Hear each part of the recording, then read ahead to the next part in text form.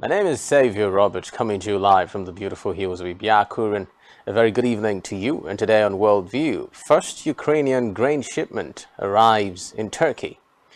UN chief demands international access to attacked nuclear plant. Plus, Israel and Palestinian militants declare Gaza truce after deadly strikes. Details of these stories and more in a moment.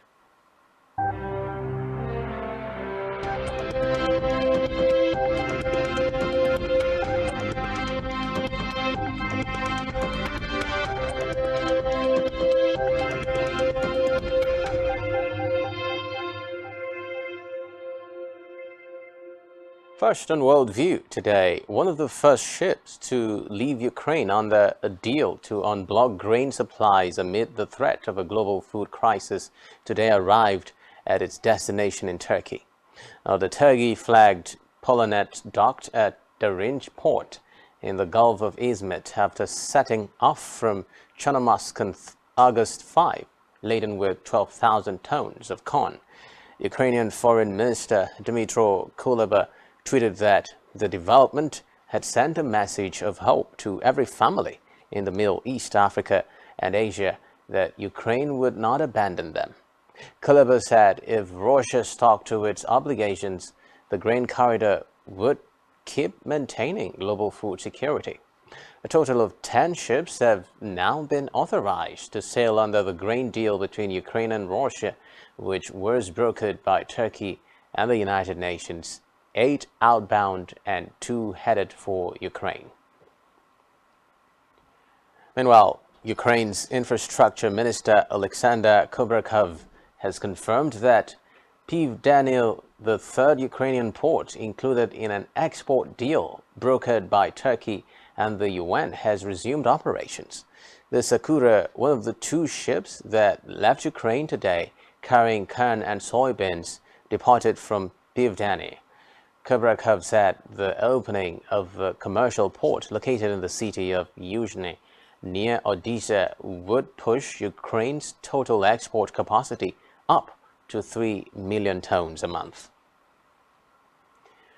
In the meantime, head of Ukraine's state nuclear power company has called for the Zaporizhia plant to be made a military-free zone. He said there should be a team of peacekeepers deployed at the site. Energoatom President Petro Kotin made the comments on Ukrainian television after Kyiv and Moscow accused each of shelling the nuclear power plant, which is Europe's largest and currently occupied by Russian forces, during the weekend. In a related development, head of Ukraine's state nuclear power company Energoatom has accused Russian soldiers of turning the Zaporizhia nuclear power plant into a military base, using it to launch attacks against Ukrainian positions. Petro Kotin told reporters the threat to the plant was great, but the site remained safe. According to Kotin, Russian forces used the power plant like a shield against the Ukrainian forces because nobody from Ukraine is going to make something. He said 500 Russian soldiers were at the complex, and Russia had positioned rocket launchers in the area of the plant. For days, Ukraine and Russia have accused each other of shelling the site, with Ukraine saying that 2 workers have been wounded and 3 radiation sensors damaged. The complex has been under Russian occupation since early March, but Ukrainian technicians still operated. Still on the war in Ukraine, Moscow-backed authorities in the southeastern Ukrainian region of Zaporizhia say they are pressing ahead with plans to stage a referendum on joining Russia. Head of Moscow-installed administration in the occupied part of the region, Yevgeny Balitsky, confirmed on social media that he had signed a decree to start working on organizing a referendum on the unification of the Zaporizhia region with the Russian Federation. Balitsky had earlier indicated the vote could be held in the autumn. The eponymous Zaporizhia nuclear power plant, which is Europe's largest, has in recent days been the scene of strikes that have damaged several structures, forcing the shutdown of a reactor. The southern Ukrainian regions of Kherson and Zaporizhia have been largely under Russia's control since the first weeks of Moscow's military campaign. Now, reports say both are now being forcefully integrated into Russia's economy. According to a new report by Royal United Services Institute defense think tank, more than 450 foreign-made components have been found in Russian weapons recovered in Ukraine, evidence that Moscow acquired critical technology from companies in the United States, Europe, and Asia in the years before the invasion. Now, UN Secretary General Antonio Guterres has demanded that international inspectors be given access to the Zaporizhia nuclear plant after Ukraine and Russia traded blame over weekend shelling of Europe's largest atomic plant. Events at the Zaporizhia site, where Kyiv alleged that Russia hit a power line on Friday, have reportedly alarmed the world. Guterres said the International Atomic Energy Agency needed access to the plant and affirmed support for the group in all its efforts in relation to creating the conditions for stabilization of the plant. Following Russia's invasion of Ukraine, Finland has registered a record number of asylum seekers, outstripping a previous high figure recorded during the 2015 refugee crisis. Finnish Immigration Service confirmed this in a statement. It said by August 4, those fleeing Ukraine due to the Russian military attack had submitted 35,074 applications for temporary protection. The service added that 1/3 of those fleeing Ukraine were children. It noted that overall, more than 37,000 people were currently registered in the country's reception system. The service said it had processed 33,480 applications for protection so far, meaning about 95% of applicants had already received a decision on their case, with less than 1% not granted asylum. Elsewhere, a truce has been announced between Israel and the Palestinian Islamic Jihad militant group, raising expectations that the worst flare-up on the Gaza border in more than a year might come to an end. The two sides made the announcements and expressed gratitude to Egypt for mediating the ceasefire in separate statements. Authorities in Gaza say the Israeli airstrikes on the Gaza Strip have killed at least 44 Palestinians, almost half of them civilians, and including children since Friday, and caused severe damage to infrastructure in the area. Now, in the United States, Senate has approved a bill that includes $369 billion for climate action, the largest investment in America's history. The authors of the Inflation Reduction Act say it will cut the country's carbon emissions by 40% by 2030. Reports say some households could receive up to $7,500 in tax credit to buy an electric car and $4,000 for a used car. The bill, which is a key plank of President Joe Biden's agenda, will now be sent to the Democrat-controlled House. It is expected to be backed there as soon as this week before it can be signed into law by Biden. Now, China announces more military drills around Taiwan. This and more after the break. Stay with us.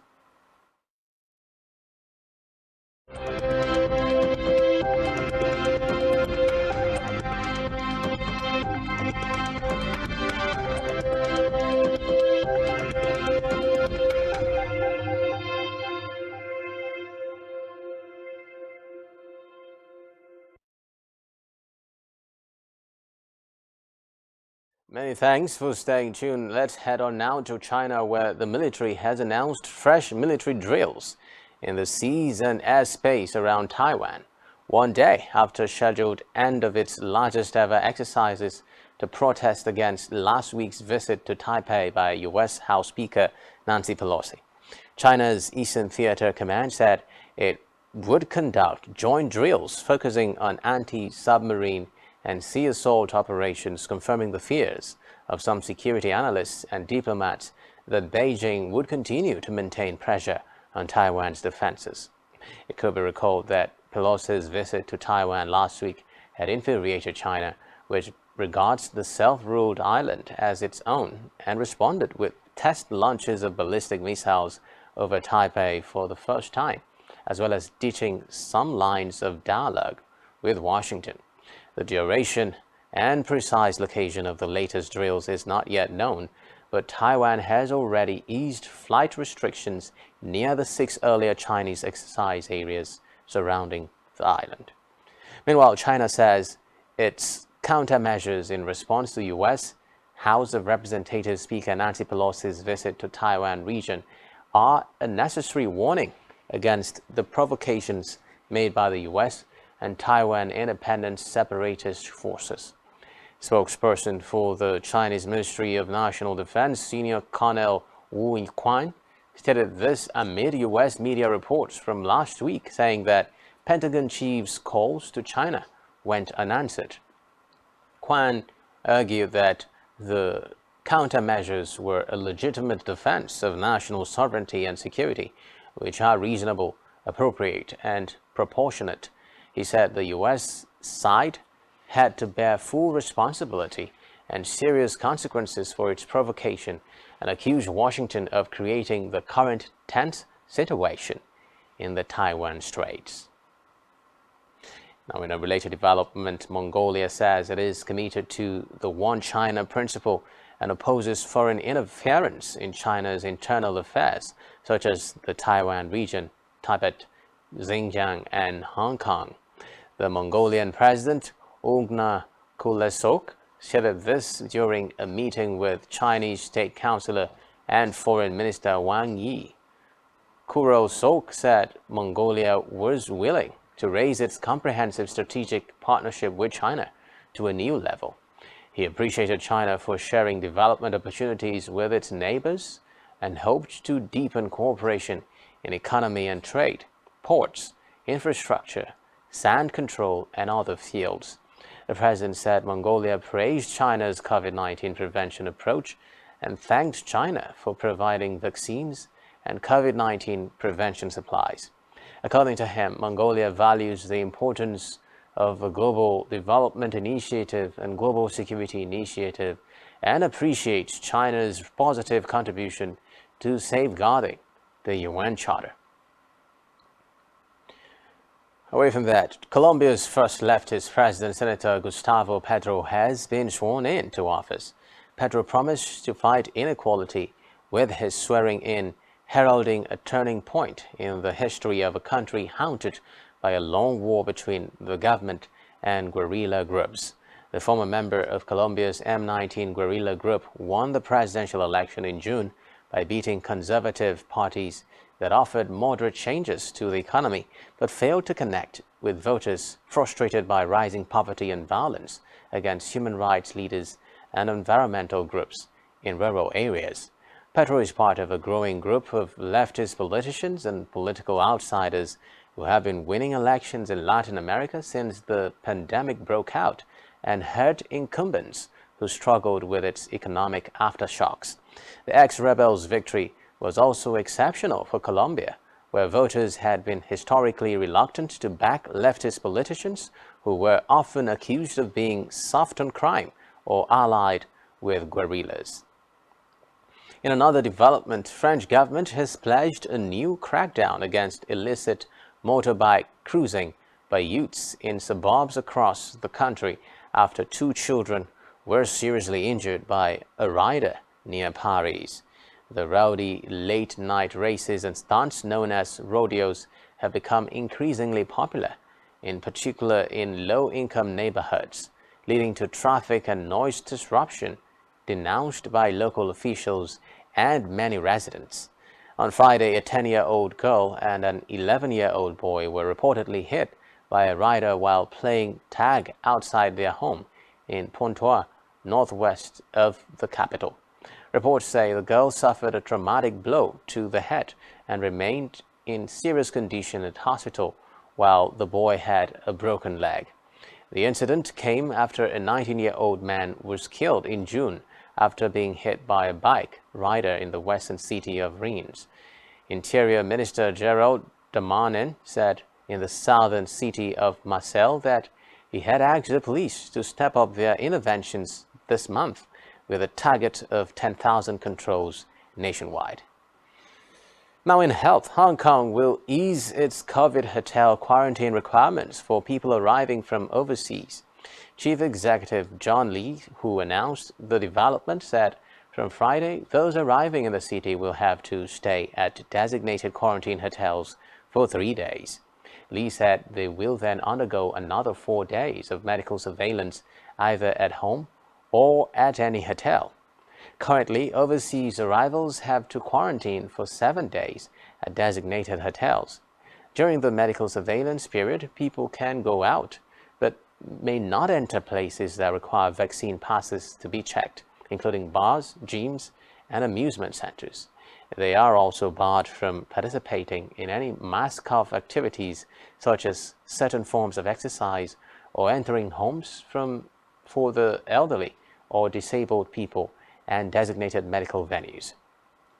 Now, on a sad note, American actor Roger Mosley, who appeared in all 8 seasons of the original Magnum PI, has died, aged 83.